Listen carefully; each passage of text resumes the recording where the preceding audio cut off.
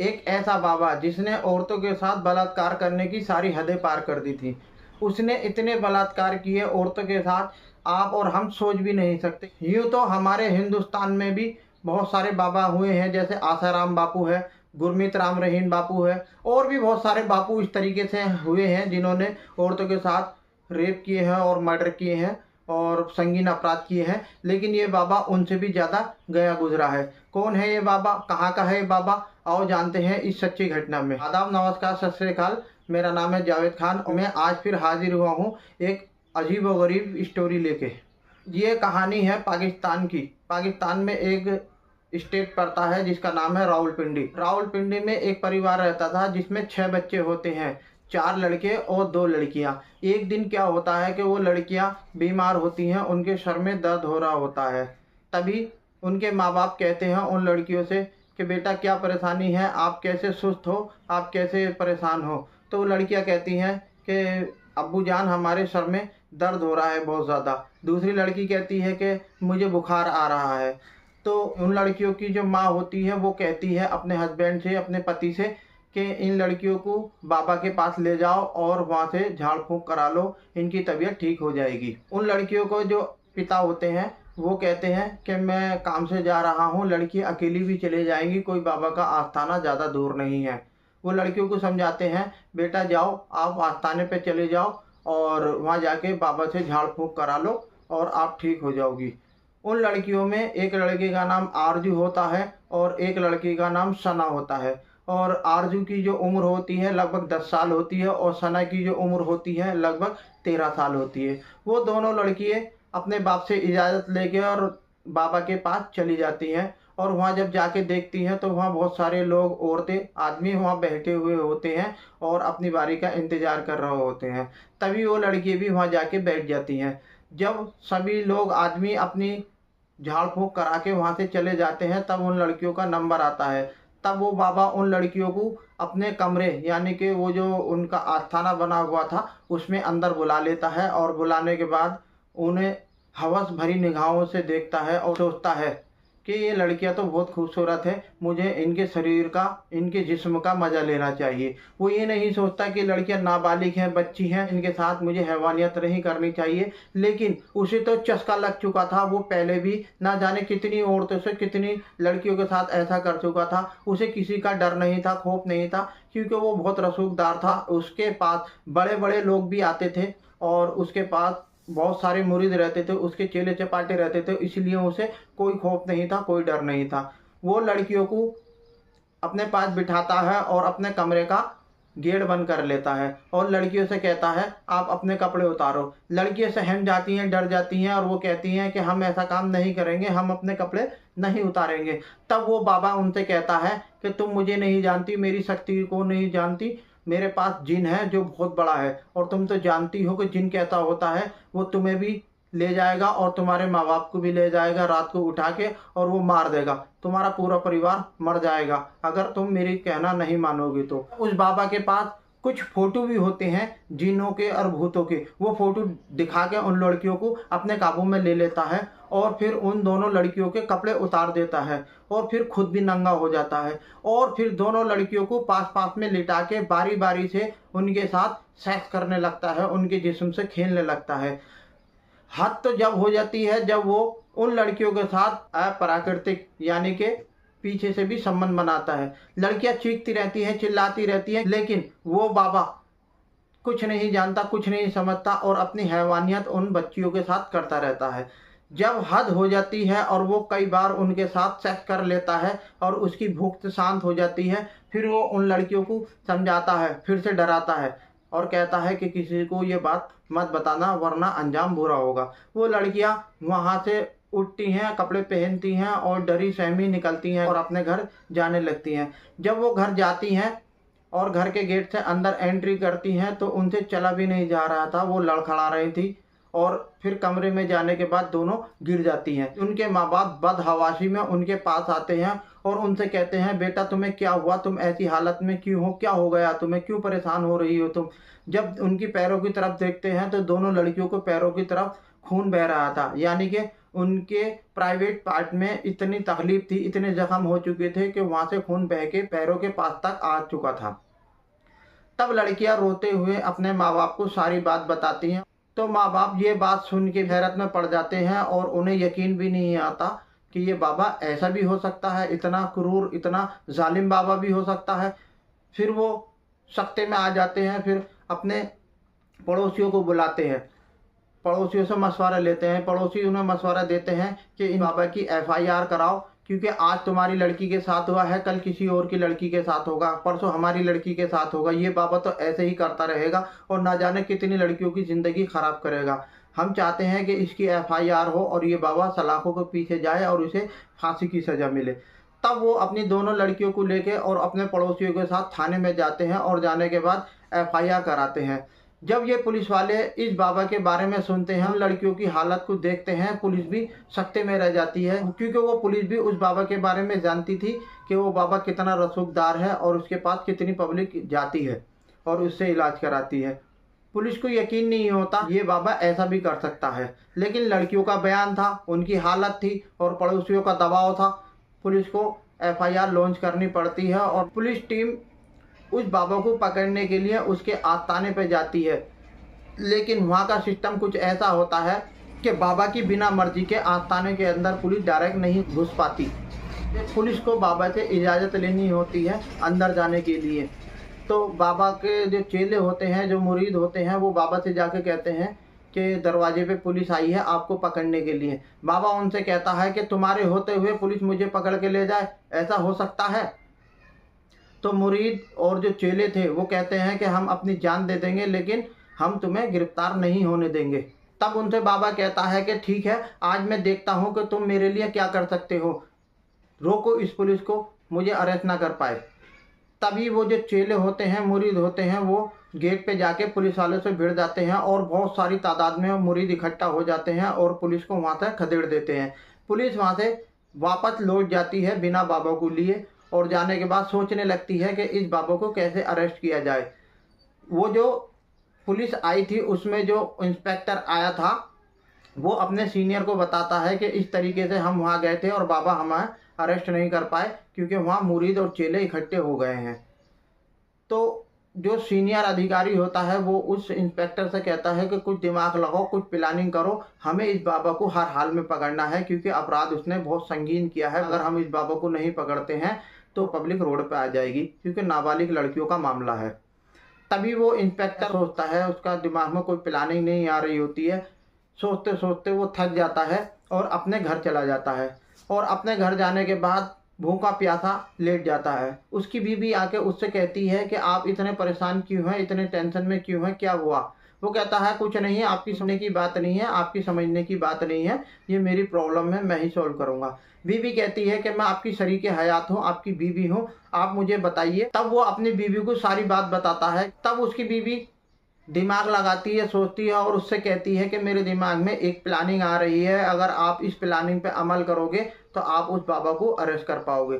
तो इंस्पेक्टर लेटा हुआ होता है और बीवी की बात सुन के एकदम खुश होते हुए उठ के बैठ जाता है और बीवी से कहता है क्या प्लानिंग है, जल्दी से बताओ, मुझे सब्र नहीं हो रहा, मुझे उस बाबा को हर हाल में अरेस्ट करना है। वो औरत यानी कि उसकी बीवी इंस्पेक्टर की बताती है कि आप मरीज बन के जाओ और आप अपने साथ में 4-5 लोगों को और लेके जाना, वो तुम्हें पकड़े हुए होंगे और बाबा को ये लगेगा कि ये मरीज बहुत सीरियस हालत में है और इसके घर वाले इसको पकड़ के ले आए हैं। और जब बाबा के आप पास पहुंच जाओ और वो आपका इलाज करने लगे, तभी आप अपनी जेब से रिवॉल्वर निकालना और उसकी कनपटी पे लगा देना और उससे कहना कि आप हरकत करोगे तो आपको मार दिया जाएगा। आप इस तरीके से उसे अरेस्ट करके लाओ।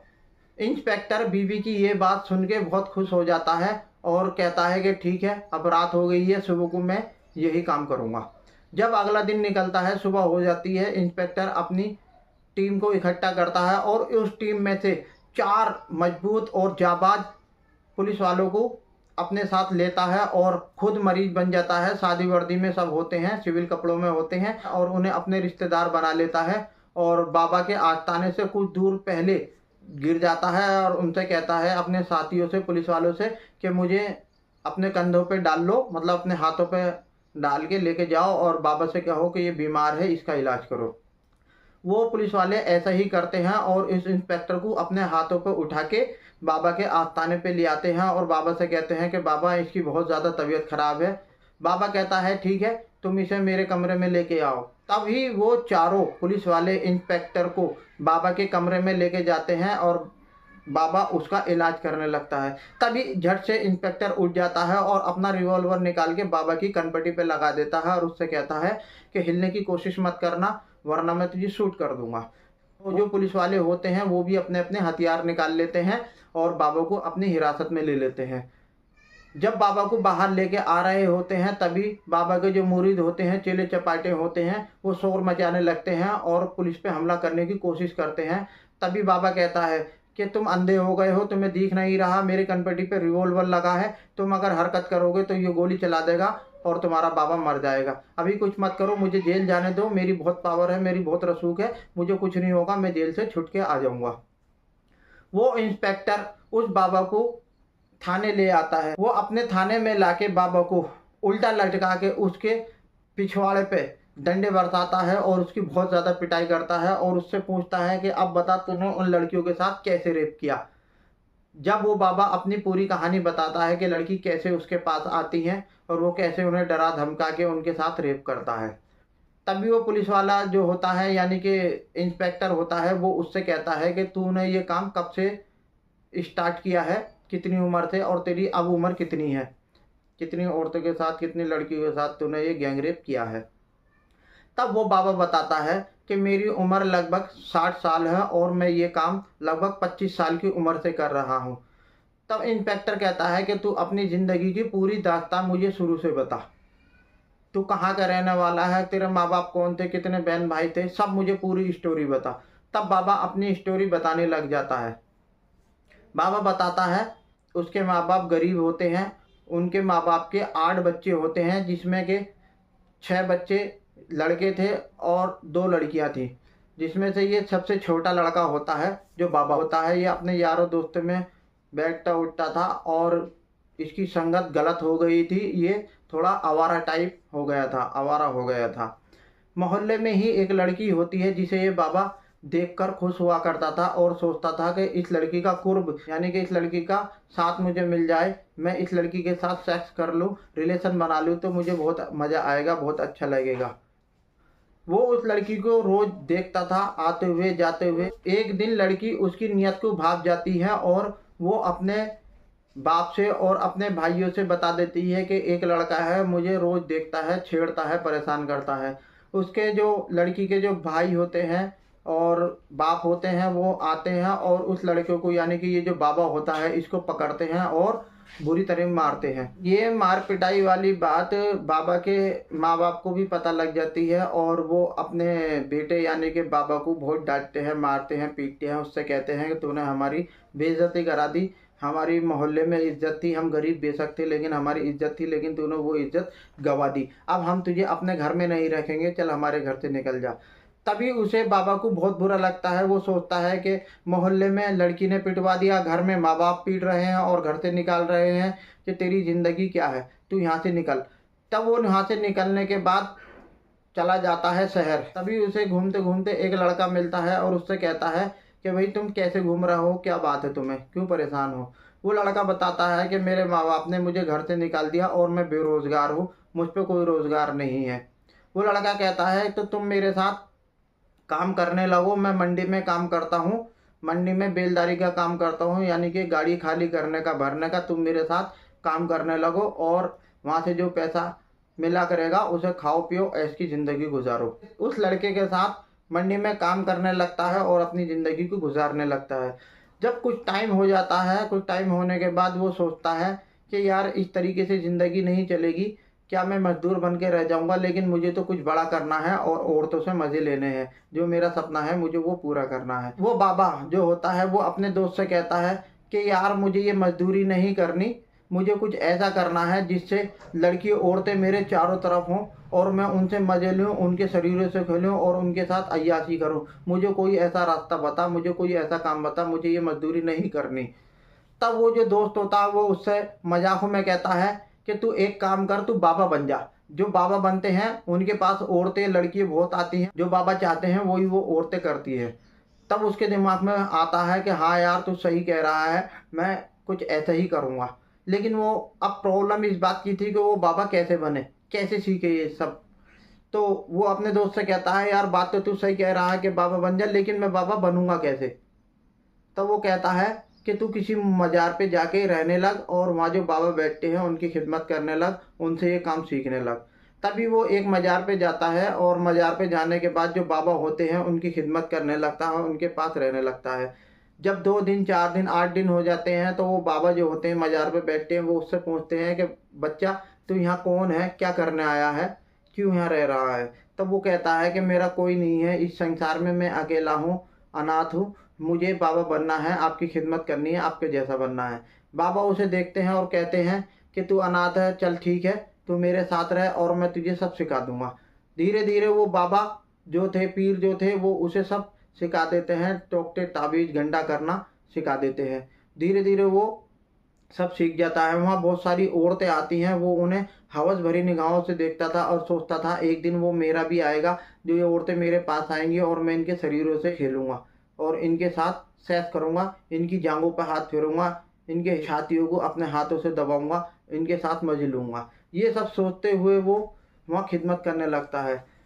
ऐसे ही करते करते वो जो उसके बाबा थे, पीर थे, वो मर जाते हैं, उनका इंतकाल हो जाता है। फिर ये बाबा उनकी जगह ले लेता है और वहाँ से फिर मज़ार से हट के फिर ये अपना एक कमरा बनाता है, अपना आस्थाना बनाता है, वहाँ इलाज करना शुरू कर देता है।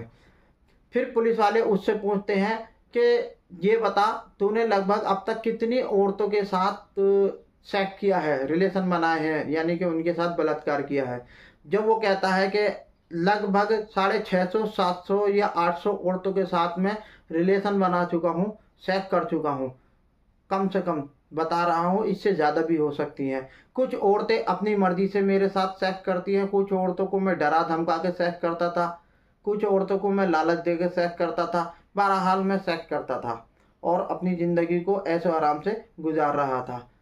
पुलिस वाले कहते हैं कि तूने शादी क्यों नहीं की।